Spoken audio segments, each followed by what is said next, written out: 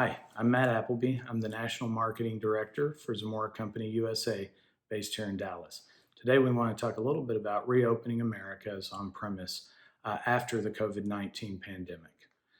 First off, a little bit about Zamora Company. We're a global company based in Madrid, Spain, family owned, have been around for more than 74 years.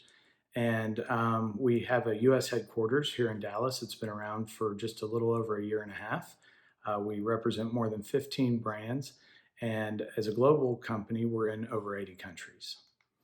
So let's talk a little bit about what happened to the bars and restaurants whenever the lockdown officially started in mid-March.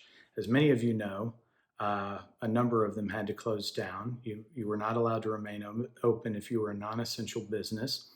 And so the restaurants that were able to remain open basically had to work with a skeleton staff and have some type of delivery or to-go option for their customers.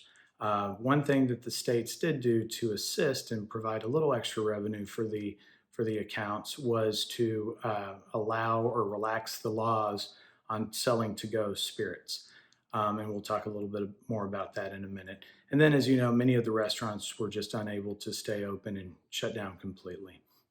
Nielsen ran a survey during the lockdown with over 1,600 people in multiple states to find out how many people actually ordered food delivery from their favorite restaurants while under lockdown. And the number was about 70%. That said, only 12% ordered with alcohol delivery. We do think it's going to be a big opportunity in the future, and a number of the states are saying that they're going to allow it to continue. So now let's talk a little bit about reopening the bars and restaurants. Texas is one of the first states, along with Florida and a handful of others. And so we're starting to see the early signs of what this is going to look like. In many cases, there's additional requirements. It's already a tough business, and now you're being asked to only operate at 25% or 50% in the second wave. And then you're either having everybody sit outside or you're doing every other table. So they're implementing a number of various techniques to ensure everyone's safety. Keeping people 6 feet apart, providing a hand sanitizing station at the entryway for customers, wearing masks, and then doing disposable menus, along with a number of other items. So the big question is, how can we help? How can we as suppliers assist all the restaurants in their efforts to reopen? There's a number of things we can do. You can shift your brand programs to focus on the new priorities that the restaurants have. You can get out there and you can educate your fellow suppliers, your distributors, consumers, friends, neighbors, and visit the accounts, buy your brands, tip your servers. Some examples of some of the things that we're doing here at Zamora Company with this new to-go option. We're trying to help bars create the experience that consumers enjoy while they're in the restaurant. So for instance, Liqueur 43, we have a drink called the Carajillo. It's equal parts Liqueur 43 and espresso. And so what we're doing is creating kits for the on-premise so that they can sell these experiences to customers on their to-go menus. Another option that you can have, as many of you know, distilleries making hand sanitizer is not new news. That said, all the bars and restaurants need hand sanitizer. We know early stages, most of the hand sanitizer was going out to the front lines or even being sold at some of the smaller craft distilleries so that they could keep their doors open and keep some staff on board.